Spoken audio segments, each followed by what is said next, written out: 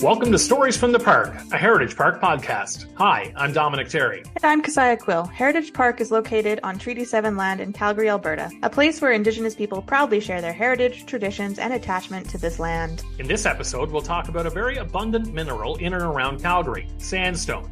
We'll talk about where it comes from, how it shaped the early landscape in Calgary, and the calls to have buildings made from it to be protected. We'll also talk about the Sandstone House here at Heritage Park, which celebrated its 50th anniversary in 2023. Our guest is Harry Saunders, a longtime historian in Calgary and a one-time interpreter at Heritage Park.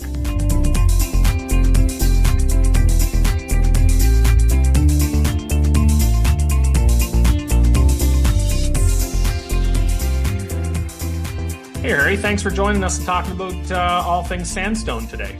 Thank you, Dominic. It's great to have you here, Harry.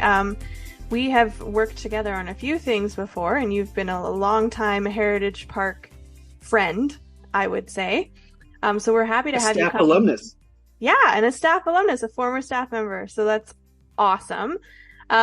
We are delighted to talk to you today about the idea of sandstone and Calgary as a sandstone city and learn more about that. So I think to kick off the questions here, we might ask something about where are we finding sandstone typically? Do you know kind of about the history of where it comes from and how it's been used historically? Right. Well, the formation. Now, I'm no geologist, but I know that it's the formation is something like 56 to 60 odd million years ago, and it's fluvial. So it's sand. It's the kind where particles stick together and are compressed underneath of everything that's over. So where we have sandstone, there used to be a river or a stream or something like that.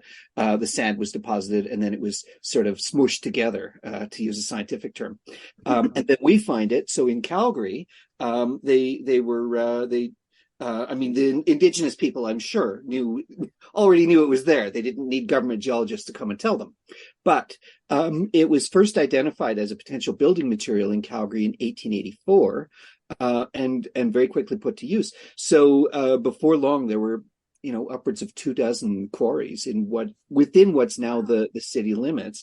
One of the ones that everybody knows, or everybody who knows a little bit about local history, is there used to be one on 17th Avenue. There was this gully that sort of traversed 17th Avenue Southwest, just east of what's now Crowchild Trail. It was pretty much obliterated when they built the Crowchild Trail Freeway in the late 60s. But that was a big one. Another is, if anyone's a golfer, it's the Shaganapie Golf Course. There was the Edworthy quarries there, a government quarry, a CPR quarry, but also others along the rivers. And I think that's just because of the kind of erosion that takes place along a river. It cuts away the surface and exposes subsurface strata, including sandstone. So you had sandstone quarries at the confluence of the Bow and Elbow rivers, further west along the Bow, and south on the Elbow. So, like, for example, where River Park is, for people who know Calgary's geography, the Calgary Golf and Country Club, there was an important quarry along there. Another in Sunnyside. So quite a few in Calgary. And I think particularly along the riverbanks. Yeah, especially along where the reservoir is now, and the Calgary Golf and Country Club is kind of stuck right into the just north of that area. There, you can see it along the banks of where the reservoir is, or the new part of the reservoir, anyway. Mm-hmm. Right. Harry, why is Calgary a sandstone city? What's the history behind, there was obviously an event that happened and played an integral part in the history of the city. That's right. The Great Fire that took place in early November of 1886. Now it's sort of there's this mythology that kickstarted, like, there was no sandstone development until that point. There was actually Calgary's first two sandstone buildings, which still exist. They're part of the Hyatt hotel complex now on Stephen Avenue. They were already nearing completion, or already completed at the time of that fire. So we were already edging in that direction. They demonstrated that sandstone was a viable building material. But that fire took down about 18 buildings in what was then a very small town, mostly built of wood.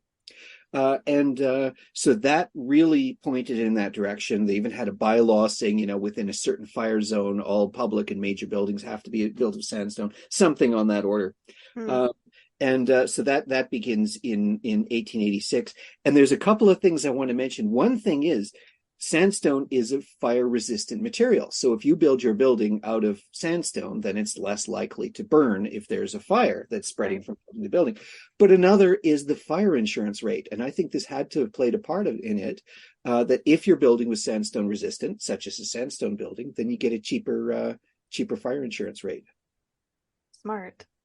I think I have a kind of a thing where everything in the past burned down at some point.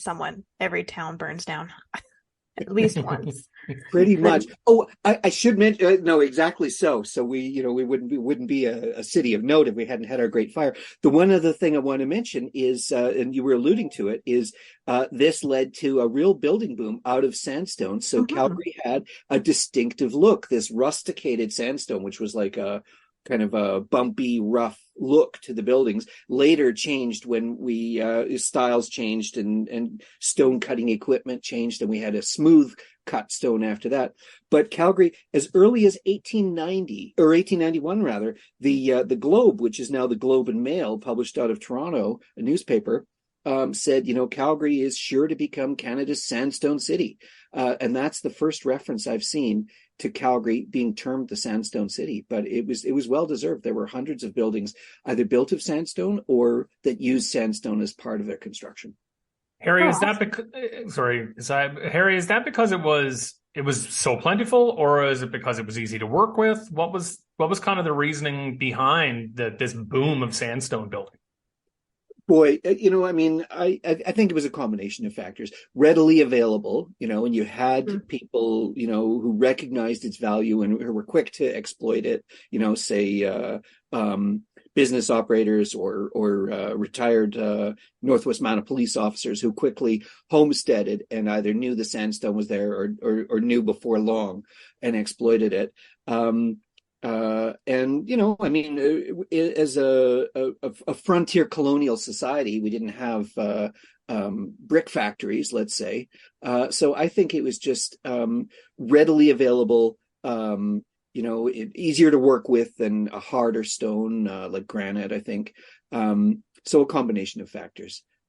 Right. So this easy to work with, were they people who were skilled coming to work with the sandstone, or who was really coming to do the building? Right. And I think it's a variety. At first you look at some of the people who are starting up stone quarries. And I mean, the very first was a government quarry. So they must have had their own experts. It was in what's now Edworthy Park. But you had, just basic settlers, farmers or businessmen. And I mean, I haven't found a woman who owned a quarry or operated a quarry. I just think most of them probably untrained, but probably hired the trained people. Then you also get some of the people who have this kind of skill.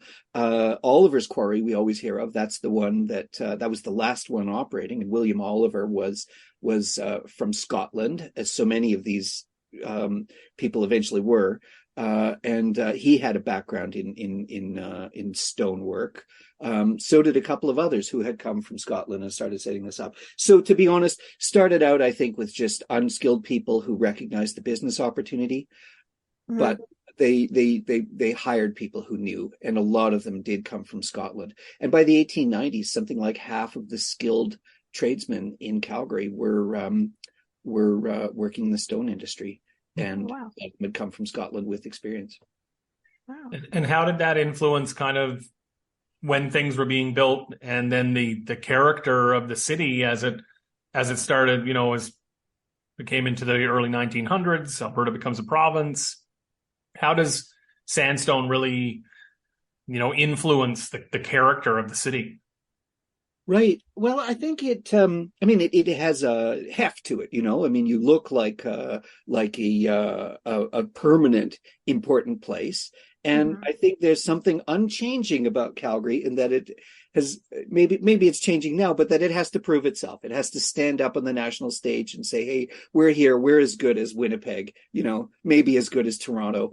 And so I think that lent something to it. I mean, there's more to this, but like you'll see postcards that were for sale, just showing a street scene of sandstone building after sandstone building on Stephen Avenue. Now they would have taken and sold those postcards anyway, but I just think that the nickname of Sandstone City, to the extent that it was used, and the identification of Calgary as having this look, really did mean something. I don't mean to overstate it, but I wouldn't understate it either. That Calgary had a look, and it had permanence, and it had gone from being mounted police post and a few squatters and a little Métis settlement in the 1870s to a city, the first incorporated city in the Northwest Territories in 1894, with many substantial stone buildings, a real point of pride. Right. And Calgary was the source of stone for elsewhere, for some of the schools in other parts of the province. I think some of it, well, mind you, there was also an important quarry west of Calgary at Cochrane, the Glenbow Quarry. But I think some of it at least went to the provincial legislature. Oh, wow. I'm thinking too about character of the city, not just built character. You kind of have a lot of these Scottish stonemasons coming down, so that I imagine influences a little bit of the culture of the city as well, with a large population of Scottish workers. I think you're right, Kesia. I think Calgary does have that tradition, and the naming of the city, a place name from Scotland, plays no small part of it too. I just have to tell you a quick anecdote that illustrates the point. I spoke with a guy who I know, who had been the president of the St. Andrew's Caledonian Society here in Calgary, basically the Scottish club. And I asked him, "Oh, where do you guys meet?" And he said, "The Danish Canadian Club." And then he quickly added, "We were so busy building the city that we neglected to build ourselves a clubhouse." That's amazing. Amazing. One other thing I wanted to mention is the sandstone schools that were built in Calgary. There were something like 18 to 20 monumental schools built in the pre-First World War boom. So a period of about 10 years, let's say, or 20 years rather. And quite a few of them still exist. Some have been lost to demolition or fire, but some of them remain. In fact, one is now the Southern Alberta Government Headquarters, the McDougall Centre. What I think the architecture conveyed is, that this is an important institutional building. It also kind of projected an imperial quality, I think, a British quality, telling the children of British immigrants, "Hey, you might be in far off Calgary, Alberta now, but you're still in the British Empire." And to those who came from elsewhere, my thinking is the message was to them, the building's message was, "You're in the British Empire now." Right. You're still home. Yes. I wonder about, we had obviously a massive project with the historic part of City Hall that Calgarians will know, not the big blue building that's behind it. What other kinds of things, I guess, is there a lifetimes or a life cycle on the kind of, how sandstone is able to stand up to the weather, those kinds of, external factors? And what is the inventory of historic buildings in Calgary that are still standing that are sandstone related? Yeah, again, I'm no geologist, but sedimentary rock. It's the sandstone is sedimentary, which even though it hardens on exposure, it'll never hardens to be like granite. So it's subject to erosion. And I don't know the exact lifespan, but I know. I mean, as one example, they used to use sandstone for tombstones in Union Cemetery here in Calgary. Right. Probably also the Catholic cemetery, St. Mary's Roman Catholic Cemetery. And if you go and look at some of the early ones, they're so badly eroded that you cannot read the inscription. And in some cases, they've had to be repeated on brass plaques that were later added to the stone. So that just tells you what's happening to the buildings. So that they had to go far afield to find replacement stone for the stone on City Hall is just like you were saying, Dominic, that this sedimentary stone erodes. And I don't know to what extent that led to the demolition of so many of the sandstone buildings that used to be in Calgary. I think that was just a matter of progress, wanting larger buildings or wanting new. Not there was a time, say mid-century in the last century, when I don't think a lot of people valued what was old or original or authentic. They just wanted to get rid of the past and be a forward-looking society.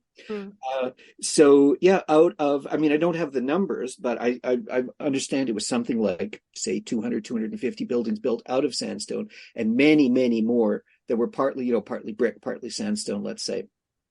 And we're down to a few. So if you were to walk around along Stephen Avenue, you'd see quite a few. You'd see the old Hudson's Bay store that later became a Royal Bank. It's now an ATB, I think. You'd see the Norman Block and the Clarence Block built by Senator Lougheed. So there are quite a few, but really only a fraction of what there was, and some of the gorgeous ones have been lost. And this led to, in the 1950s, when Senator Patrick Burns, he was one of the big four that backed the original Calgary Stampede, later became a Canadian senator. He was the guy who put together Burns Meats, a massive corporation. He had a sandstone mansion on 4th Street Southwest, 12th Avenue. The only commission in Calgary of the architect who also designed the Empress Hotel in Victoria and the BC legislature. A really, really beautiful building. Torn down in the 1950s, 1956. And then a couple of years later, the old courthouse was also demolished. A beautiful building with rounded arches, a landmark since 1890 when it was completed. And this excited kind of a preservation movement. You had people like Grant McEwen and Mary Dover, who were on city council, who objected to this, said, Calgary is losing its character, and we don't recognize the value of what we're destroying, and we have to stop. Unfortunately, we didn't. So up until, I don't know when the last sandstone building was demolished, but it went on for many, many years after that, including the 1970s when the old General Hospital was torn down in Victoria Park. That became the Rundle Ruins. It was sort of a compromise in the end between preservationists who wanted to keep the building and the owners of the site. It was a seniors lodge. So they compromised and mostly tore it down, but left a deliberate ruin as a folly. That's awesome. Some of them as well also have been repurposed into other things. The King Edward School is now C-Space, which is a local arts incubator. Super cool building, what they've done in there. But you see them all around in Inglewood, downtown. It's pretty cool history for Calgary, for sure.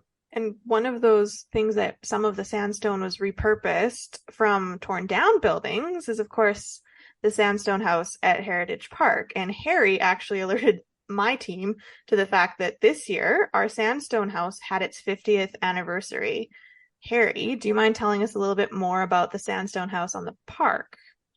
Sure. It's it was such a pleasant surprise when I was reading about it and found that it was the 50th anniversary, which is pretty significant.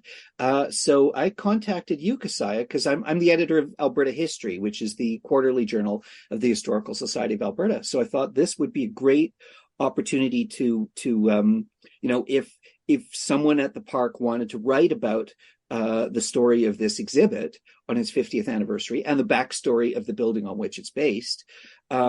And that it would be a nice partnership between the Historical Society of Alberta and Heritage Park, and to get a little more variety in the in the sort of stable of writers who contribute to Alberta history, to include museum curators. So Katie Braithwaite wrote the piece for the journal, and it really ties in to the history of the use of sandstone in Calgary, because the house, it was one of many built out of sandstone in the 1890s, and in the decade before and the decade or so following it, up until the closure of the last quarry was in 1915.